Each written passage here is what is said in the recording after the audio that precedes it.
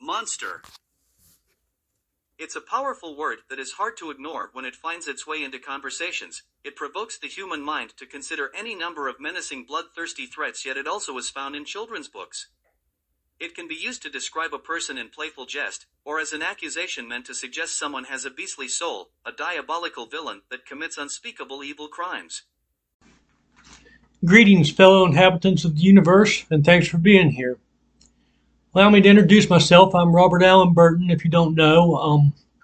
I've had an incredible opportunity to be the most prolific artist, creating the most underwanted, unasked for, and unappreciated artwork of the last half a century. And I've had the opportunity to do that in music, improvised guitar, painting, performance art, digital art, really a lot of video production, over 200 videos, literature, a couple books written, just a whole lot. And I got to say, I couldn't have had the opportunity to do it all without you and without each person who didn't appreciate it. And because even I never could have expected this accomplishment, because I really thought that something would catch on, and lead to working with other artists or opportunities. And, then that would lead to maybe a social life and perhaps, family around me and stuff. But the total unexpected ability to none of it be received was what I never could have foreseen. And I gotta say, it's just been an incredible, amazing thing. March 10th, 2011, Thursday, 3:58 a.m. New York, New York. Well, I made it here. I am out of the whale's belly, and I for damn sure better have learned something. I feared this trip. I was worried about the condition of my van. It seemed to run smoother as I got closer to New York. I got into the city a couple hours ago. I bought a 22-ounce beer and smoked a little herb so I can grab a few wings, hopefully. I have a 13-mile walk ahead of me tomorrow to the coffee shop and back. It should be a scenic walk as I cross a bridge from Manhattan to Brooklyn. I'm here in town for the next 6 days. That will surpass the total rest of the time I have ever spent in Manhattan in my life. If it hadn't gone exactly the way it's going, we wouldn't be here doing exactly this right now, because this is perhaps of all the things that are failing and not reaching anybody, this is perhaps the most profound one for me, because it's like so just incredibly incredible that it's not getting anything. And if it can continue to get this, then it can possibly be the biggest failure of all time, and that would certainly set me apart for all eternity. And that's amazing. Monster. It's just one word, but the common classification of all manner of sinister creatures born in bad dreams and lurking throughout the darkest depths of the subconscious mind. The human imagination is the most common birthplace of monsters. It also provides them a lasting habitat preserve where they can't be hunted. There, deep within and broadly throughout the imagination of mankind, monsters have thrived in many different forms for all recorded human history. Yet still more new monsters are being conceived by fear even today. Active imaginations also sometimes supply monsters with their very own history. Sometimes even a social life, monster gatherings, monster balls, but some just keep having private fleeting blurry brushings with people who never implied they were interested in meeting them at all. I don't personally agree with this type of monster's methods, but I understand why it's a popular strategy. If a monster's so-said sightings manage to gain traction, boy oh boy, that monster might just capture stardom, fame that never will depart him. If rumors of encounters with a specific monster is able to gain traction, he might get his own show action. Boy oh boy. That monster might be bound for stardom. I've known monsters who had that luck. Next thing thousands hop in truck, boy oh boy. Now'd he run and dive and duck through the swamps of Tungsawuk, boy oh boy. But still, and no one ever caught him, nothin' but cameras let he shot him, boy oh boy. Monsters that have that struck of luck, member real world monster puck, monster fame taste monster yuck, boy oh boy. Takes gazillion search parties with torches, still drunk fresh up off their porches. While he chased round woods like boob to make $100 YouTube boy oh boy yodi nodi odo, boy oh me oh me.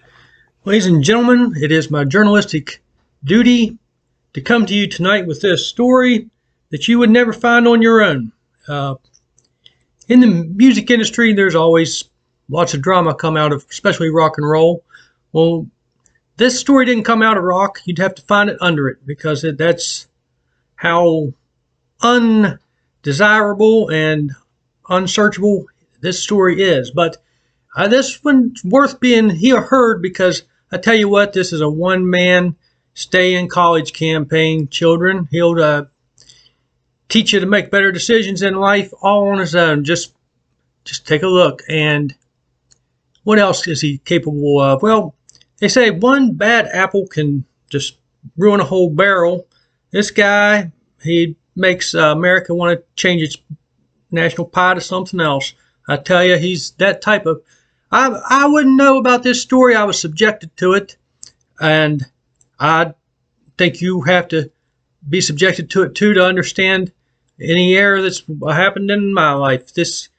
All the potential things that lots of people could have been went into this, and he thought his career path came to him, took symbols and things he saw around him and thought that it was God talking to him that led him down this road. Well, some people would likely suggest that in fact, the imagination is the only habitat where monsters exist at all. In saying that, what they actually intend to imply is monsters do not really exist at all. But monster, a word, has uses and definitions that most certainly do refer to real creatures that have been studied and deemed monstrous in appearance and monstrous in observed behavior. The monster about which this film is focused refers to a creature that lives and breathes in the same waking reality as you, the viewers of this monstrosity. The word monster has been given to especially disturbing reptiles that creep upon the earth. Their forms and behaviors are twice as ugly and frightening as creatures born in mankind's worst dreams. Yet we do not live in fear of these creatures, nor have I ever heard anyone suggest that an effort be made to eradicate them. But, most given the choice, would have them dwell far from their presence, while yet many of these same people willingly, urgently, wantedly chase em round the dial, yes make em, monster viral. And feds no need dissuade em, 'cause animals, YouTube don't have to pay em. But don't get me started. 'Cause you won't get me stopped. From word to word I'll go hip-hopped and the mic whole night be copped. After all, those are not the types of monsters that this film will introduce. if he's ever walking close to a ledge of a building and he hears jump, he'll know God spoke to him twice, because that's pretty much if that's what he told him to do the first time, that's what he's telling him to do now. And what else do we got here about this person I just got to tell you about? And well, back in the 80s in rap, there's ill. People used to say I-L-L, ill. I think he should have took this as his rap name, Ill Advised, because that's his career. And ladies and gentlemen, I'm going to allow you to Mr. Porkchop. Monster, still that same provocative word in both pronunciation and spelling, has a vastly different creature within its implications than one that comes to mind when monster becomes an attached label upon one human from another human. The word, monster, is in effect a suggestion that the human unto whom the label of monster has been prescribed, in part or whole of its behavior or identity, are not what someone is willing to share the title of human. And this, friends, alas, is the usage of the term monster as it appears in the title of this presentation. Now it's worth considering, when we say a being is outside the realm of humanity due to characteristics that mark it as a monster instead. Are these characteristics above or below that of human in the theoretical chain of command and power here on Earth? First and foremost, I think it's important to distinguish this serious consideration from its non-literal usage. Lady Gaga employs the word monster with tongue-in-cheek humor and sexual innuendo. Lady Gaga coyly sings about a monster, and the comprehension of her reasoning in assigning that word in place of a human name refers to attributes of a bedfellow she encountered and labeled as a monster in her bed, with complementary implications toward her sex partner's attributes discovered in the course of the hookup she ultimately makes known was of noteworthy enjoyment due directly to the monster she found. This video is not concerned with that type of monster, except that last paragraph, which was. But don't be thinking I'm here to ride Gaga's coattail. I type these words, they form a trail, thoughts I thunk? These word tell. I think it proper thing to mention Gaga did precede me in invention, before mine, was her monster song, but her I copy? No, wrong. Blaze new trail across the ground. Many words had I put down, before in memory I found, lady's monster made with sound. Paths often cross, no harm or foul. Fact I'd love to be her pal, if her hurt just say owl, I will rub it, better now? Two path converge like ships in night, but up ahead a fork in sight. So since two won't be one for long, I mention now big difference in Tucson. Gaga hunted monster got. Me a monster won't be caught. Me I hunting now a tail, epic like big Moby whale. Call me tail hunter, that's not a lie if you state. But not type of tail Gaga shakes as monster bait. Can you take us to some point of a beginning that where you decided to destroy your life and your loved ones and bring embarrassment and shame on anybody who ever associated themselves with you or said anything good about you?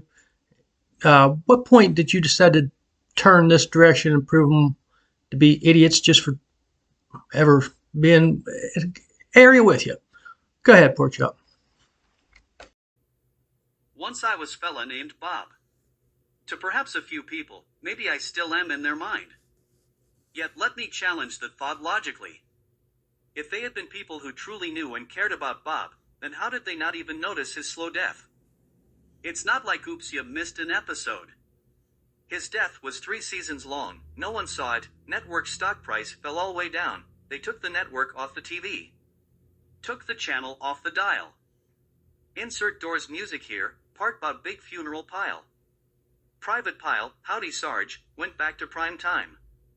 Living large. Well, be glad you missed it is all I have to say.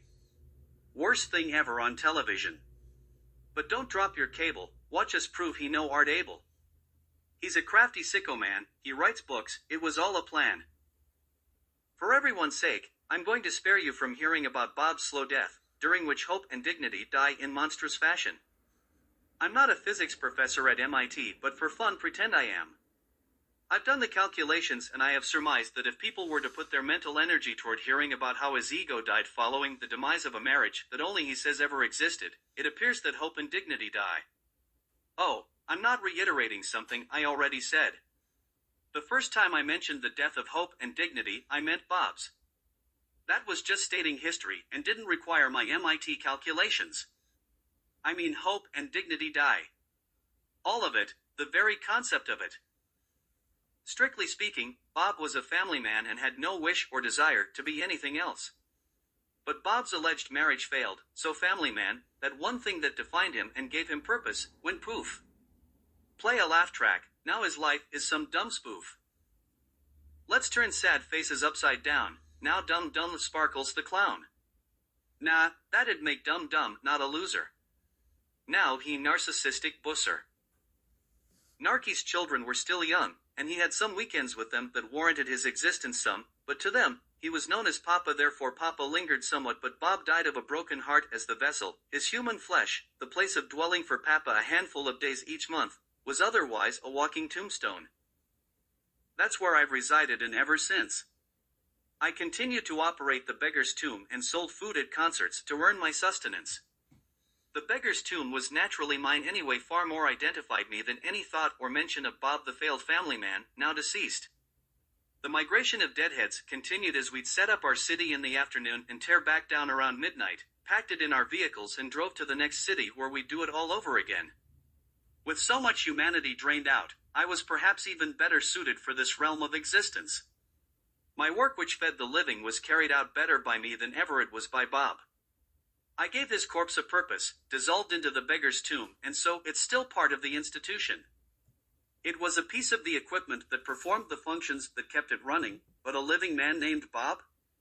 By 2011 I rarely ever bothered to recall that guy anymore. That was for the better, because all he represented to me now was failure, foolishness, and hopes never achieved. Yeah, okay, RB.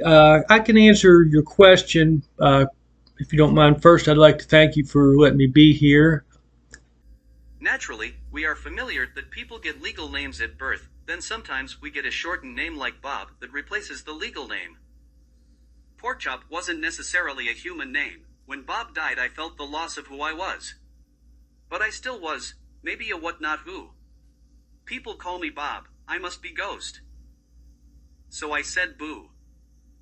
But slow and steady, I found 2 bits of life worth living, but I haven't heard even a creaking door ever pushed by Bob's ghost. As Papa, I cooked for my kids and ate with kids and played and prayed with my kids. But few and far between were the stays of kids. Most days? No kids. So who was left? Not Papa, not Bob, just a no one and no kids. But by golly, time to get jolly. Bit 1? Time with kids on days, good bit of good ado. Hooray hooray for bit 1, but days with the kids a bit too few. No one calling out my name, not even calling hey you. A soundless secret call for no name, man do what man must do. Out the door with pedal to the floor. I must perform bit 2. A 2-bit beggar and a 2-bit tomb. Loaded in the van, vroom vroom vroom. Then set it up, cook it up, serve it up. Who, not who? I did, who? Did who? I just what I did. When you know what, you know who? You. Do I do quite well? Watch me do it, and you will say I do well do? Listening to you ask that question was like watching a squirrel run. You don't actually see the squirrel run, you just see when it stopped. That's kind of how your words went there. I just kind of heard them stop, but I get your question. The thing is, I can take you to that point when I just first considered recording a rap. March 14th, 2011. 6:35 p.m. 31 West Street and 8th Avenue. I considered it an odd thing for me to consider at once too. Now I can give you the details and stuff that ran into that, but your question as far as like destroy my life by doing this, well... But you say Bob, how don't you know? Must I spell it out for bro? Bob's so dead, long dead, not a no one cry boo-hoo. When he left no one cared, neither they nor me, nor you. So please don't come here for Bob. Bob will not be here for you. When you go, don't go mad. Come back for Bob, please never do. 'Cause I mean he's dead for real, and I won't play him for you.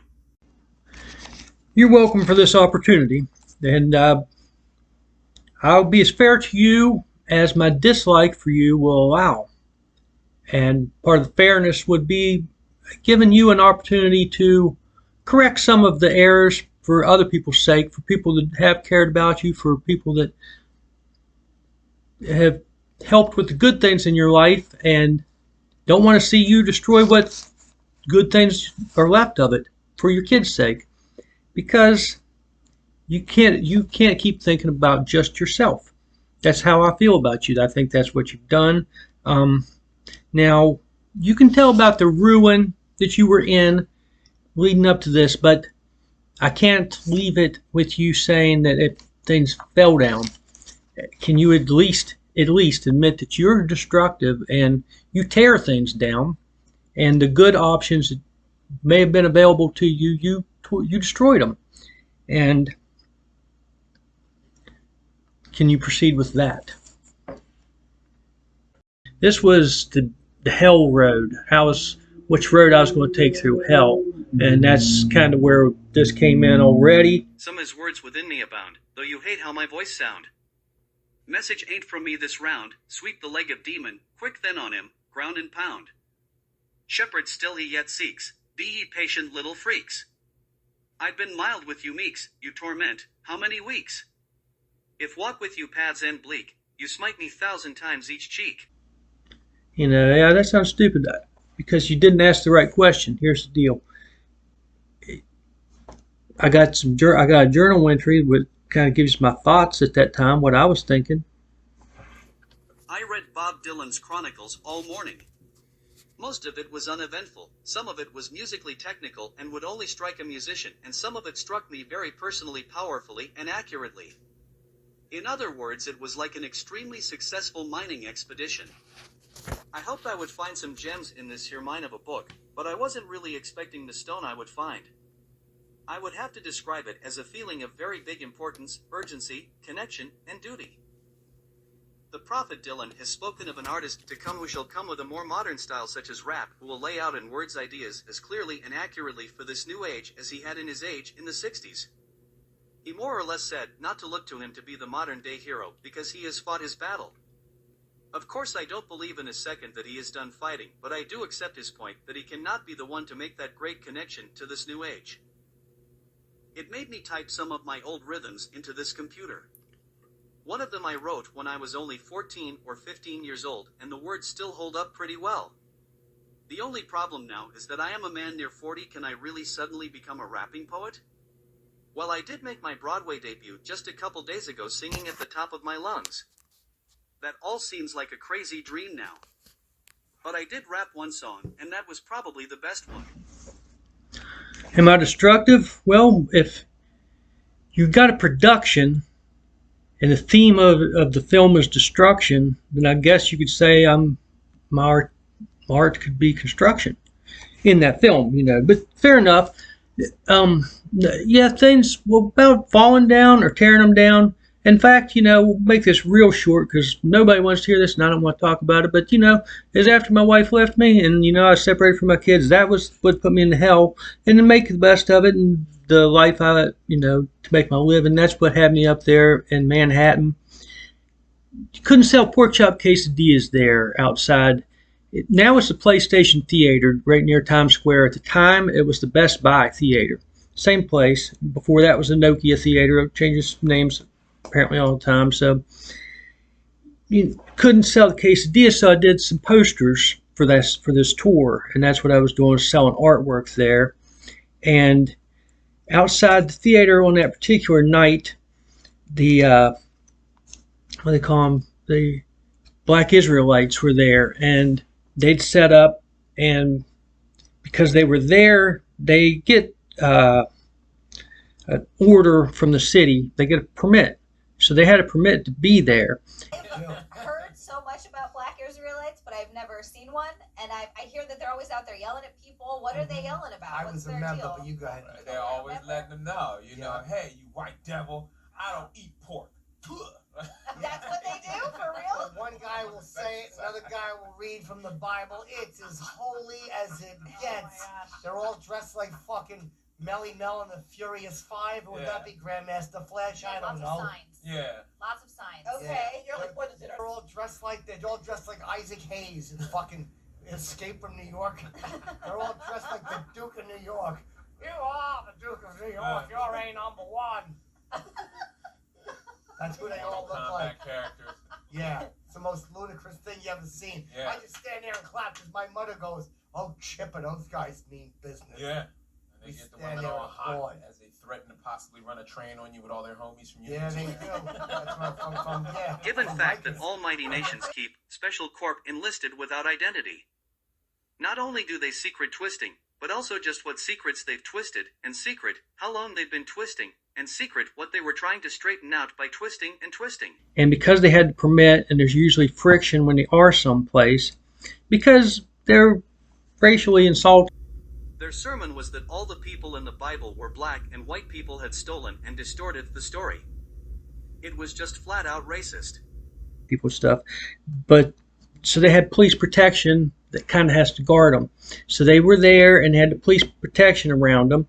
And you couldn't, I was just trying to sell my artwork and stuff outside there, but because the police were there, this is what a cop tells me. He's like, I can't let you sell that artwork here. And I'm like, oh, he's like, look, I wouldn't even be here, but it's like, I wouldn't mind you selling the artwork. It's the fact that I don't know what one of my supervisors might say to me if they see me here allowing you to do it. So I got to protect my job, you understand? And I did understand that. And so the real friction then was with the Black Israelites, and other people was having it too. I would have been able to ignore it. Okay, my friend, called him Dreddy Sean. He's a little guy. Weighs like 115 pounds, maybe 5'4", maybe not even that tall. Okay, well he was mad. He's a little dog that's not afraid of nothing. He's not afraid, and these guys are big and stuff. Well, they're talking about how white people were the seed of the devil, and it says so in the Bible, and this and that. So he's up there arguing with him, and I'm worried about that. I'm like worried he's going to get beat up. So I go up there and kind of pull him aside and get him. I'm like, hey, calm down. He's like, ignore those guys and shit. And he drank some, and I'd been drinking some too. And the next thing I look over there, and he's getting into it with him again. And, just seeing that little yip-yap spirit in him not want to back down, it's like, well, I'll go yip-yap beside of him then. So we went there. I came and fought alongside of him, trying to quote the Bible the best I could, making reference to Moses having an Ethiopian bride, and certain of his people talk bad about the marriage amongst themselves only to be afflicted, and I do believe some death was involved at the hand of the Lord. The head of the group reached towards me with his Bible and said, "You show me where that's at in here." I reached towards his Bible, but then he pulled it away and said, "Don't touch that book. In fact, you're too white, get your white self back from us." A very fair-skinned black man standing to my right chimed in with his words regarding my whiteness, and I turned to him and said, "Man, you're not even a different skin color than me." I said, "Hold out your hand," and surprisingly, he held it out beside of mine. They were a very similar shade, even more so than I expected. The argument went on and more people were getting into it. I was kind of confronting these guys and telling them, like, look, why are you terrorizing people with your attitude about this stuff? And so, but then, a cop comes in. He's like, look, these guys got permit to be here. He's like, he's like, I'm a white guy, Italian guy. He's like, you think I want to defend what these guys are saying? I don't, but that's the law, and they got the permit, and I have to. I was like, well, so they can say whatever they want to, and they said, and I can't? Isn't it covered under freedom of speech? He's like, you can say what you want to, but if you're going to be in front of them like that, confronting them, then that's an invasion of space, and that's what you can't do. So say what you want to say as you move away. And I was like, okay. So that kind of got that idea and started circling around, but saying it in I stepped back and circled around the block, returning with a rendition of Samson and Delilah, sang loudly at the top of my lungs to everyone happening upon that corner of Times Square, 44th and Broadway. Then I came back around the block with a rendition of Sisters and Brothers, then again with a One More Saturday Night. Each and all of these sung out loud and even danced to as I sang them in pure lunatic fashion. By the time I came back around the block again, the religious group had backed up and left with deadheads again in control of the corner, standing in the very spot that the group had been lead in rendition of Rippled by a young deadhead with a guitar who had been playing and singing all night. Circle, but given enough space, it was kind of looping, and there's some people with drums too, and it gets this circle going, and we ended up singing dead songs, but coming around in a circle that kept cycling right in front of the thing, and the Black Israelites, and eventually it was disruptive enough that they left. And then a bit kind of a celebration broke out amongst the deadheads, because it wasn't just me wanting to, do our thing. It was just sell our merch, our homemade stuff and that. And then we could do it, because once they were gone, then the police were gone too, because nobody really minded it. Okay, well, me and this one dude end up beating on top of this, playing drums. Guy had a good rhythm going on top of this trash can with a hard plastic thing. The guy's a black guy, deadhead black guy. Okay, and we get this good rhythm going on, and the lyrics to a Robert Hunter song that Mickey Hart had actually recorded it with a rap beat to it, some sort of rap, his thing. But anyhow, I started putting out those lyrics. Okay, well, all of a sudden, that's right, Times Square, a lot of tourists flowing through there from all over the world. As Bob Dylan refers to it in a book, we'll get to that in a second. It's, he calls it the capital of the world, and it's a bit, you can say it is known worldwide. People come there from around the world. Well, there in Times Square, all around the world, this flock of people start coming to where I'm playing drums. Me and this guy are playing drums on top of this trash can, and I'm rapping, and this we got a crowd, a big crowd. I don't know how many, hundreds maybe, and it's growing.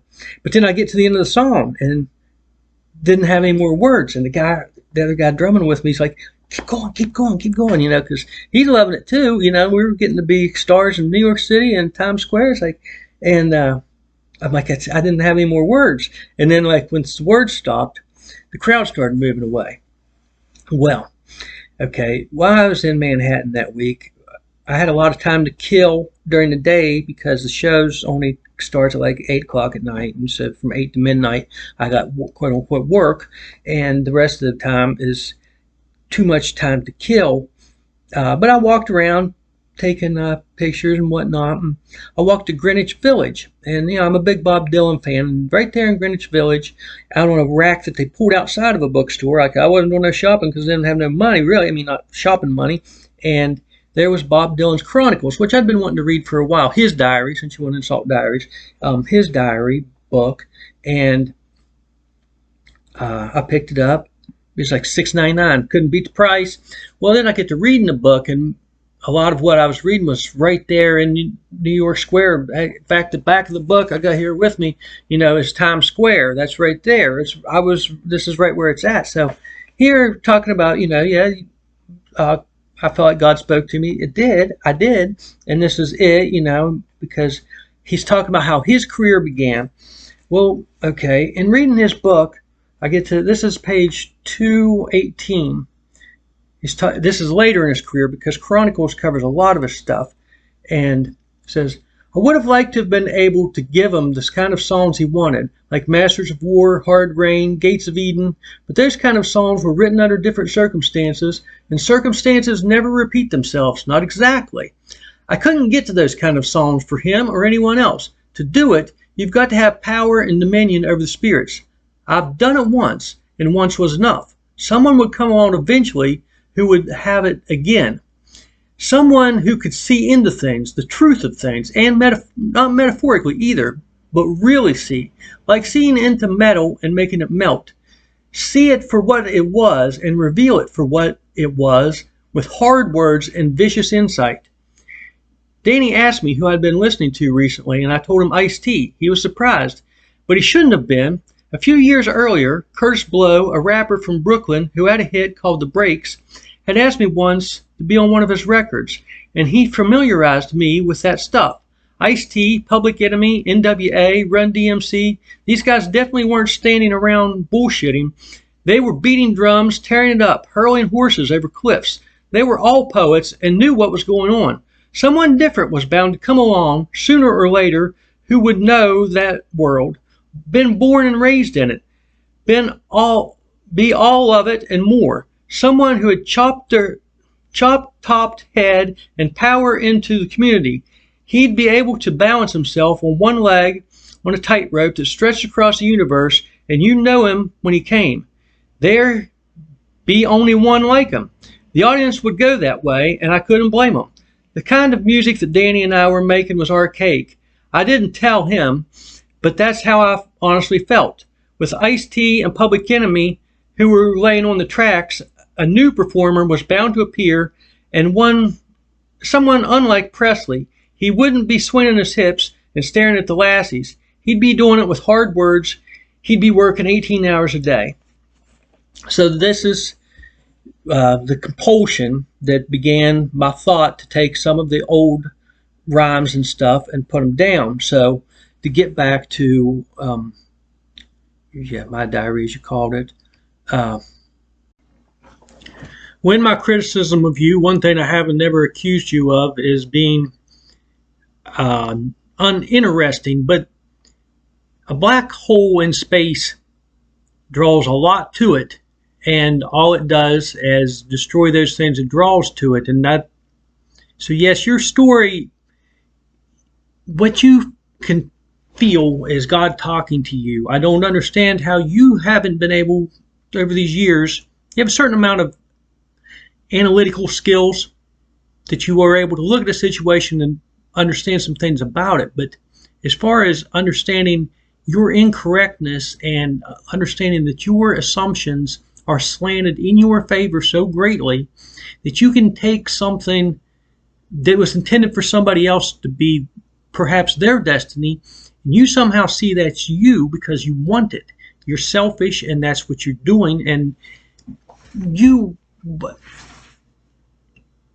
this concept, okay, you felt in 2011 that you were told of this rap destiny, and even then, at nearly the age of 40, you already knew that was impractical for a music career. To have a successful music career, you're not stupid. You understand a certain amount of the business. Who has potential to step into that at that point, and who doesn't? And it's absolutely ridiculous, Bob. You got to have a little bit of reality to things. This whole dream of your successful, brilliant career in art it's not practical. You have destroyed your own life, and you're wasted other people's time. And as far as reading any more of your diary entries, I tell you what, you can read them, email them to me, and maybe in post edit, we'll work this in, and maybe we'll be able to get it to a psychiatrist and possibly get you admitted, because I'm done. You got it?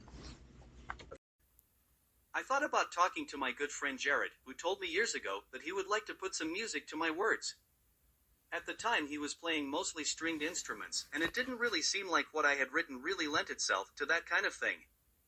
But now Jared almost exclusively seems to be a percussionist, and up until today, I have thought of that as a negative thing. But with this new crazy project in my head, I think it might just work. But there is only so much I can accomplish with that at the moment. It's just a special something for the back burner, but it could just maybe have more potential than any of my other projects. The stipulation was that they give what little money they did have, so if they only had a penny, then a penny was the price of their meal. Some people thought it was unnecessarily greedy to demand a person's last bit of money. However, my policy came from my own personal experiences of being broke and hungry and without knowledge of where my next meal would come from. Having personally been in the situation several times, I know that the truly hungry will gladly hand over their last penny in order to satisfy their hunger. Anyone who hesitates to consider foregoing a meal to gradually accumulate dollars and cents is quite simply not hungry, or they are more concerned with saving their money for something they desire more than what they need. Beggar's tomb has no bank to back him. Man, it means, heck no, I lack them, wish I could do more people service, so I pray God does preserve us. Not being coy, I'm frank, not phony, my term of service, one trick pony, multiple assistants, gave Sacagawea. I just got Porkchop quesadilla. My critics say I don't take poor people's desires into consideration when I take their last dollar. Well, I cared enough about their desires to think about it and make a final decision. My policy is offer advise, but not give financial aid for those purchases. In the condition of true hunger, thoughts of highs and intoxications become secondary. The experience of hunger is hardwired into the human condition effectively enough that it manages even serious addicts to get their priorities back in the default mode of seeking necessities before luxuries and comforts. Likewise, my charity was toward seeing to it that nobody lacked what was necessary. A person may leave the beggar's tomb penniless and not happy about it, but if ever they walked away hungry, they did so by choice. After all, even if they had no money, then no money was required for their quesadillas. If the occasion so happened they came back later hungry again, then they were fed again. The truth is that I knew I was blessed each time the opportunity arose to feed the poor and hungry. It was an opportunity to redeem my own shortcomings.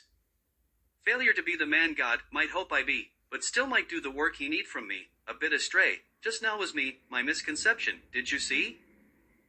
It's not like God get blessed by me, it is human mouths I feed. I'll hold your hand if you can't see, safe from pitfalls will you be, I offered help, you disagree? God's my witness, so from guilt I'm free. This Christ-inspired charity aspect was my practice of faith. The painted wooden cross is redeemed of standing crooked because it was intentionally painted to profess the most holy symbol of the most holy feet, and yet also be as ragged and as humbled as the most gone astray flockling it would ever perchance. By the upright service of charity, the slant of cross implies no crooked deeds. Rather it be, the slant was a mark of distinction that separated if far from the flock, just like patrons it traveled far perchance to find, the subtly profess, to the subconsciousness it whispers Jesus like hypnosis. I knew I was blessed each time I was given an opportunity to demonstrate Christian charity because I knew deeds evoked the presence of the Lord, while symbols, no matter how craftily fashioned, merely begged to be called into the Lord's sight. However, when the presence of the Lord is by methodic practice instilled, it don't matter what hardware hacker wield, my kingdom not on earth be built, 'cause victory over death I sealed, when to the Lord of Lord I yield. He give me this here fist I wield. And he's got backup of all my files you stealed. No taste glory or success do I, you think you're like prison, come to teach me why, you think you're better, you think I'm high. You watch, and watch, and watch I. Someday you'll have to watch me fly and my success will make you cry, boy oh boy, my oh my. Those symbols kept to express faith, faith in patience waits fulfillment, but if in faith you sit wait, unpleasant thirst like desert state. Faith sing get no satisfaction, put the faith in methodic action. And that's how I invented, hold on, someone's at the door, come on in heaven's shore. See how wait not long no more. The gratitude of the hungry not only repays for the small sacrificial pennies paid, it also fills the empty cups of the myths and symbolism painted on the walls of the tomb. The whole beggar's tomb fable was refreshed with holiness despite its paganistic, superstitious, and outright imaginary suggestions of supernatural substance. In the feeding of the hungry, by faith in Christ, the symbolism became an extension of Christianity, the pagan aspects became employed by the Lord, and the imaginary was made truth. I can't say I know for sure that this next postulate is truth, but allow me to please present you with this product of wishful thinking without scoffing and instead be a sport, and let me make a suggestion that I think quite possible.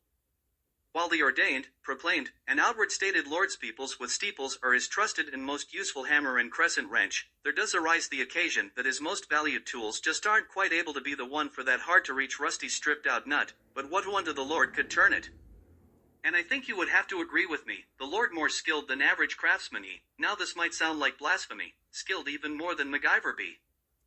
I'm going to tell you what I really think, and rather than suggest that he holds in reserve specialty tools, I'm going to instead say that although, okay, I admit he probably does, even in addition I'd almost bet he's went so far as to make a tool out of what most would have already tossed out. Then through his clever wizardly ability, fashioned straight from his own passion, with no pre-predicted pattern or form, thought so far from box and norm. Lo and behold the turn perform.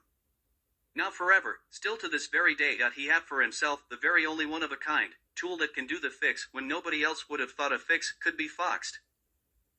I do appreciate you hearing that analogy, now this I hope you find to be the payoff as I undress the analogy from its metaphor, so we look upon the bare bones of this body of word, that while the Lord values those who openly declare themselves to be in his service, there may be those rare and special circumstances when the particular work can only be performed by unordained, unsuspected, their unkempt looks, but pure of heart protected.